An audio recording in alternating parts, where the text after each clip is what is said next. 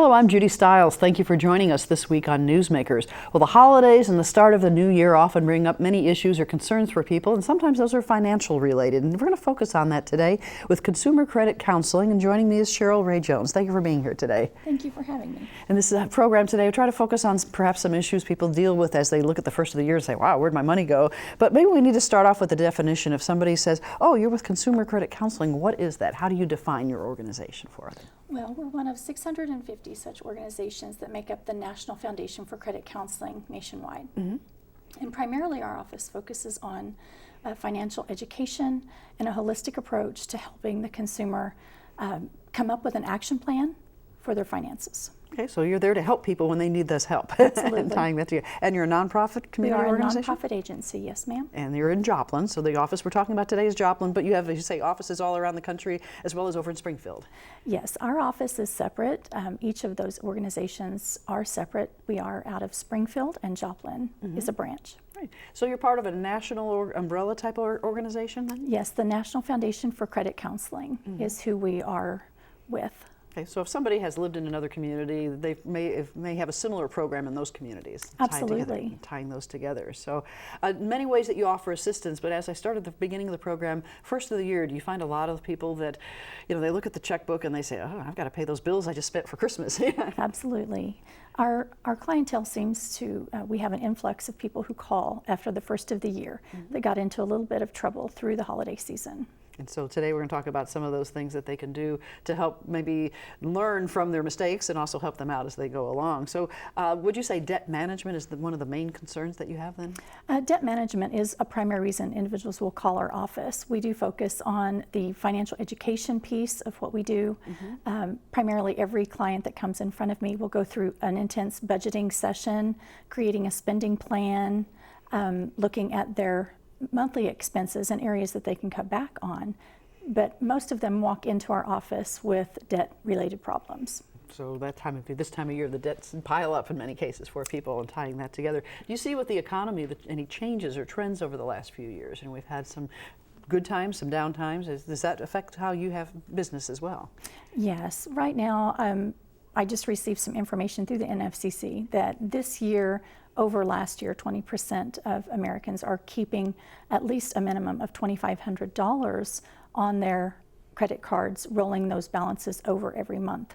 And so with that being said, our clientele we've had an uprise over the last year in clients needing assistance. So more and more people living off that credit. Absolutely. Tying that together. So education being an aspect. So let's start from the beginning. Someone says, I need some help. How do they contact you to begin with? What's kind of the step-by-step process as they come to you? Well, first, if they're in another area, they can go to nfcc.org, and that would provide the National Foundation for Credit Counseling's website so that they could then find agency in their area. Okay. But they can contact me locally here in Joplin. We set an appointment. We come in and visit with me one-on-one privately. We can also do this by telephone or by internet. Okay. And you mentioned privately, so it's confidential discussions with people. A lot of people don't want everybody to know their business. Right, absolutely, a confidential service. And so they have a chance to visit with you. What sort of restrictions or application process do they go through then as far as when they come to seek your assistance? Well, there's really no restrictions. We are a nonprofit company, so there is no cost for most of our services. Some of the services we provide for educational reasons, there is a small fee assessed because we have to recoup the money for the books and such that we have. But as with every service, there are individuals who can be waived from those fees. Okay. So we do set the appointment one-on-one and we go through that together. There are individuals who would not want to look at the debt management piece of what we do. So there would not be any restrictions, so to speak, but definitely some clients we steer in one direction of debt management, the other would be more towards budgeting. So really it's a one-on-one individualized counseling working with every. Absolutely. Each individual case is different. Now you are a certified financial professional, so explain for the audience, say, well, what does that mean? How does that play? Well, I am certified for credit counseling with the National Foundation for Credit Counseling.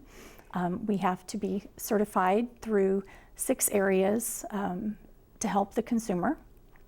And our office is also housing certified, so that means we can bring on those clients who are having issues with home foreclosures, delinquencies, new home buyer, educational pieces. So there's a lot of the different specific areas that you can help them with. Do they have to have a minimum income level to come in and seek services? Somebody's watching, think, do I have to only make so much money to seek the services? Or? Absolutely not. There is no income requirements whatsoever. In order to effectively repay your creditors in a debt management program, obviously your income would need to be sufficient to do so. Right. But to walk into our office and to go through this process, there is no income regulation. Okay, let's talk about some of the concerns that you're hearing or that you see from people. Talk about budgeting. I think I saw a statistic that said, only 2 in 5 adults actually budget their funds. Correct. For many individuals, they can relate to statements like budgets are too much work. They seem to be a series of meaningless numbers on paper. And one of the things I find out is many homes, the individuals don't have a goal. So in order for that budget to make sense, they need to have a goal. What is it that they're wanting to accomplish with their money? And one of the things through the 12 years of being a counselor I have discovered is if we change the word to spending plan, then we get to plan how we want to spend our money for the month, and instead of letting the month spend our money. Instead of people saying it's only the 25th and I'm out of money, I don't get paid for 5 more days. Correct. And tying that together. Mm-hmm. So having a plan in place and budgeting, do you find that the holidays place extra strains on that because we're buying extra items over the holiday seasons? Yes, many individuals are already strapped, living paycheck to paycheck, and in many cases not having sufficient income just to pay their basic living needs. So they're using credit cards to do that.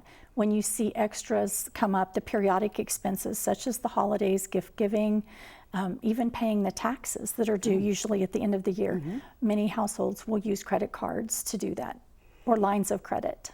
So do you have special tips of how to avoid those problems during the holiday season? Somebody comes in and says, I know December is going to be a tough month. Yes, absolutely. When it comes to periodic expenses, we should plan with savings for that. We should track all of our expenses through the holiday season so that we know what it is we're going to need for those spending items. And when it comes to the personal property tax, real estate taxes, all of those taxes that are due at the end of the year, we should forecast that for the next year and set aside that appropriate savings. So knowing that that's going to be there whether you like it or not, every December you have to pay tax on your car, your house. Correct. And working that out and working that together. So the budgeting aspect, affecting people of all ages? Does it affect the young more than the old, or is it across the board? What kind of ages are involved? Well, absolutely, I would see across the board. Primarily in our Joplin office, we tend to see more going into the senior years. We have young individuals straight out of college who come to see us, but the age range right now that I'm seeing are primarily 40s to 60s.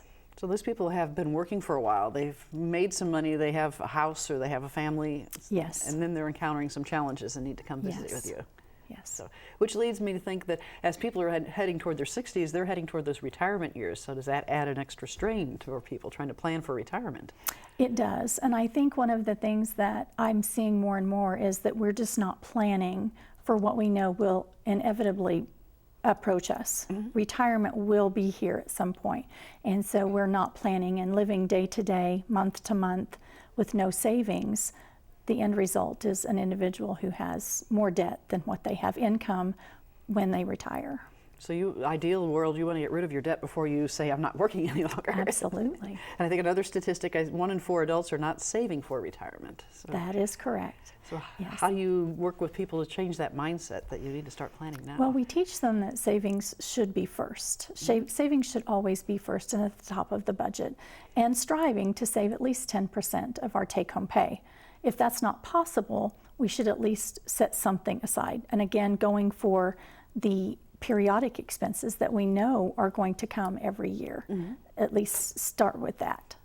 And then how does someone say, well, am I saving enough? I mean, some people might say, I've been saving, but is it enough when the retirement comes? You help them through that process. Absolutely. By going through the basic living needs and looking at the household expenses, we can help them to see, forecasting over the years of what it is that they're going to have to generate every month for the year in order to live comfortably on their income.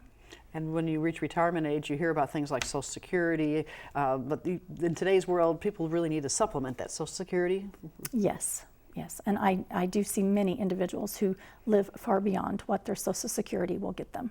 So plan ahead so you can be prepared when those ages come. Yes. How about the longer lifespans? Is that affecting people? People live longer now, so retirement could be many years compared to the past. Correct. In the past, we've seen 62 to 65. Currently, we're seeing individuals retiring around 72. So they're waiting longer to quit that workforce. Yes. And tying that together. So retirement planning, there's a lot of options. You find many people are confused when they say, I've heard of IRAs and 401ks and so forth. You're just giving them some financial literacy awareness? Yes, there are some instances where we will refer clients to visit with a financial counselor who can help them with investments and retirements and such.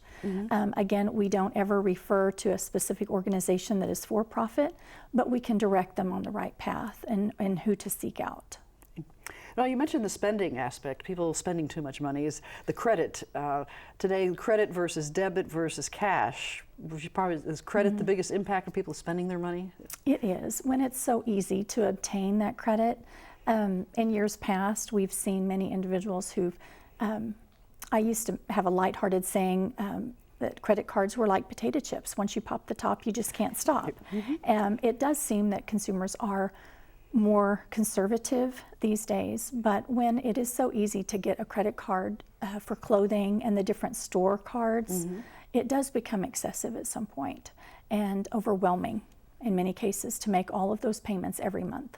What about online shopping? We've seen a big increase of that in recent years. They don't even have to go to the store to spend their money. They can sit at home on their computer. It does make it a lot easier, and for individuals who have spending addictions or spending habits that are exceeding their income, that can be problematic. But for most cases, if you're shopping online, it does save a lot of cost, as in driving, safety issues as far as getting packages out. And it does give you that guarantee with your products if you purchase an item that you're unhappy with. However, you need to have a plan to pay off that credit card that you're using shopping online. So to go back to tracking as you're spending, you can sit on a computer and go click, click, click, click and order a lot of things, but until the bill comes, you're going, oh, I spent all that? Right. We need to have a plan going in. What is our budget? What can we afford to spend? And how can we get this paid off within a reasonable time frame if we can't pay it off when the bill comes in 100%? What about the use of cash? A lot of people don't carry much cash in their wallet anymore. They have the debit card, they're the credit card. Do some people just want to just do that instead of carrying cash around and they spend more as a result? Yes, we do. It makes it a lot easier to use the card. One of the things we teach is an envelope method, having the budget, setting aside the money, spending for the holidays or spending for groceries or gasoline, those periodic type things that we spend monthly. Having that money in cash, then you're not tempted to overspend. So you have this envelope that says, this is my grocery money for this week, I'm going to spend that money. Yes. And tying that together. Well, there's so many things that have changed in the world of finance and opportunities, like you say, for credit. We have also heard a lot about payday loans, which sounds like a real convenient way for people to get some, quote, quick cash, and be able to do that. Are you finding more problems or challenges with that? Yes, we do see a lot of clients walk into our office locally here in Joplin who have an excess debt when it comes to the payday loans and the finance company loans. And the problem with those type of payday loans is that the quick cash comes at a steep cost. The average payday loan has 200 to 400% interest, and it needs to be paid back within a 2-week period of time, up to 30 days. And the problem we see is that the consumer has so many of those, when they start borrowing from one to pay the other, all they're doing is paying the interest, and they're never making a dent into that loan. So when it comes to those items, we usually will recommend that the client contact their lender and see if there's some type of a rearrangement that can be made if that particular lender doesn't work with us in a debt management program, and helping the consumer get out from under that debt. So the ultimate goal is no longer have the debt. Absolutely. Clear that.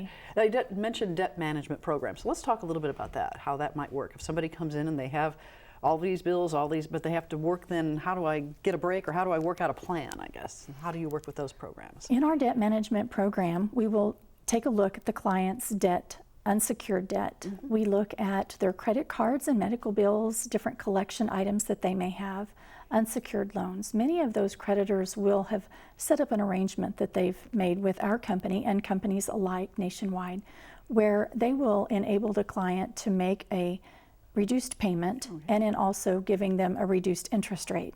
So that's how we create the debt management plan with the client, is we will total up all of their debts and create that new plan for repayment to the lender. So then you're able to show the lender they have a plan in place to help pay you back. Absolutely. The lender sees their income, lender sees their expenses, and lender sees the plan to repay all of the creditors that are on that program. Now, once you set up a plan with someone, what about the follow-up to make sure that there's a carry-through for that? Yes. In my office in Joplin, I have close to 200 clients that I work with monthly. And so every month I'm looking at their accounts. There are follow-ups in place that we visit with our clients, help to educate them in other areas. And the debt management program is designed to work a consumer out of debt within 3 to 5 years. It's not to exceed 60 months. Okay, so they have a timetable. They set their goals and work with you on that. Absolutely. That sounds like a lot of clients, a couple hundred clients in Joplin. So you have a lot of people coming in seeking service in Joplin that are coming from throughout the area then? Yes, primarily we service the Kansas, Oklahoma, and Missouri areas. We are licensed in many states to operate, but the primary traffic that walks through Joplin is from those 3 borders. Now you say the clients at the office, is it a face-to-face? How do you meet them, online, over phone, or what are the options someone might have to get services? Generally we have in-person, face-to-face counseling. We also have online counseling, and that's where the client could go online and put their data into our webpage, and then one of us would contact them by phone. Okay. We also can correspond through email. And then we have a vast number of clients who send the documents through the mail.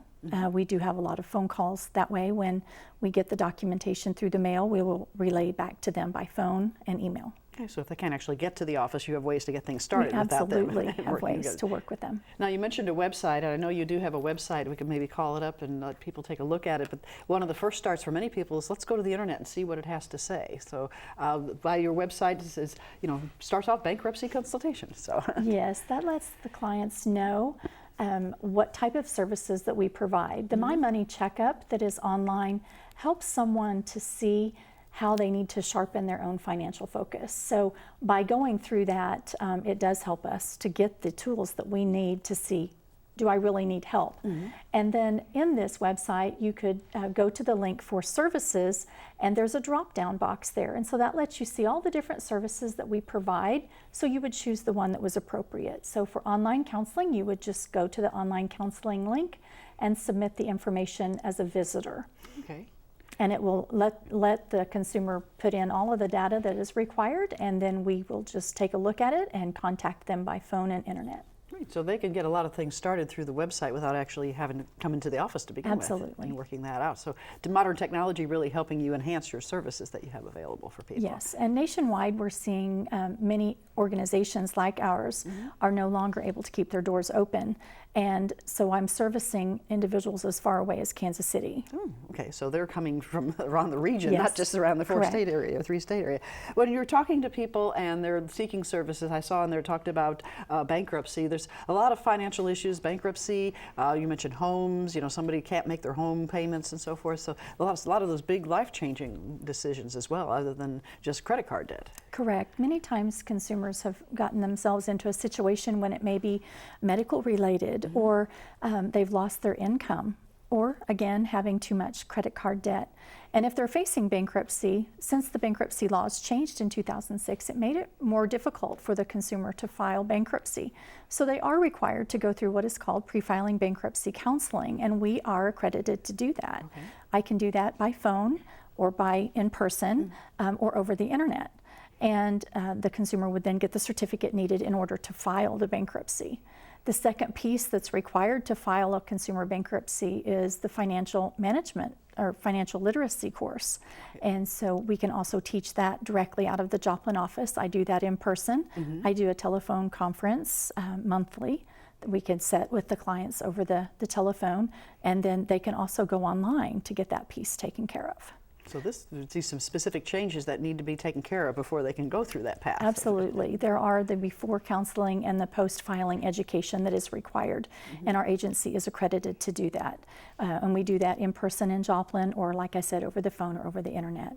As far as housing counseling goes, we are also able to do that housing counseling and teach the education for Make Your Move, which is the new home buyer education piece. Okay. So counseling in purchasing a home, and then counseling or help if you're not making the payments at the other end. Correct. Yes, we have avenues for helping the new homeowner purchase their first home, and then also those that are facing foreclosure.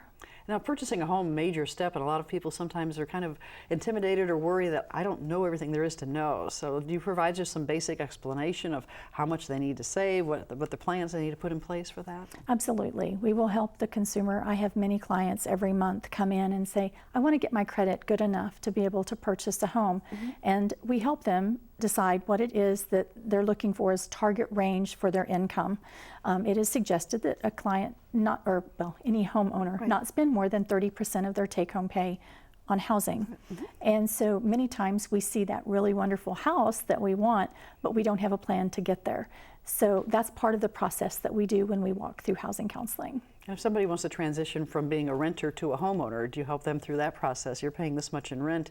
You could have a similar house payment if you were, you had the steps. Correct. We do go through that with them and help them to see it is not just about the house payment, that they also have to take into light the taxes, the upkeep of the home, insurance, and all of that. All the things they don't deal with when they're a renter, Yes. tying that together. And of course, we also have students helping us here in the studio with, people thinking about student debt or student loans. Is that also an area you're seeing more concern about, with people taking out loans for education? Yes, the student loan debt is problematic for many individuals who don't have a plan to get it repaid. And we do have resources that we will refer clients to for student loan counseling issues. And we've heard a lot in the media about even Washington, the legislators looking at, how are we going to help with student loan problems, because those student loans don't go away if you don't pay them. You can't wipe them clean in bankruptcy. That is right. There are some instances to where someone who had a student loan, it could be forgiven, depending upon the line of work they're in. And there's also repayment plans available based on income. So generally we will ask the client that we're visiting with that has issues with student loan debt to go back to their servicer and talk about what options are available to help them. Do you see more people with student loans that they have to pay back, also perhaps affecting their ability to say, I'm going to save up enough money for a down payment on a house or buy a new car, things like that? Yes, when we're spending all of the money that's coming through the door and a debt like student loans, it does prevent individuals from savings.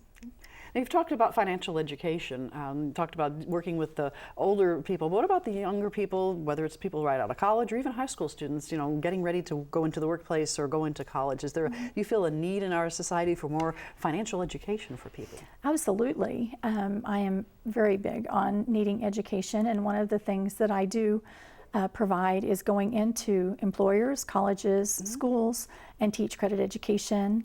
We have, a 1 hour up to 1 hour where I would actually visit with those that would be present to help give them the tools they need to help to improve their credit report or keep their credit report healthy. And we've heard a lot about credit reports because of the credit breaches recently. Do you have people that maybe are concerned that they contact you and say, I've got possibly, Equifax had these problems, I'm possibly affected, what do I do?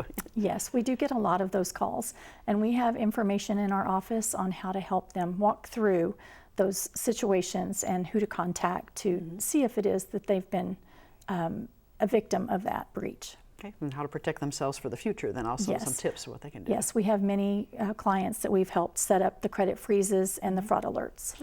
Well, you've been working there, say, 12 years or so. Tell me what you enjoy the most as far as helping others through this type of service. For me, over the last 12 years, I think the biggest gratification I have is just seeing the ability to help others help themselves.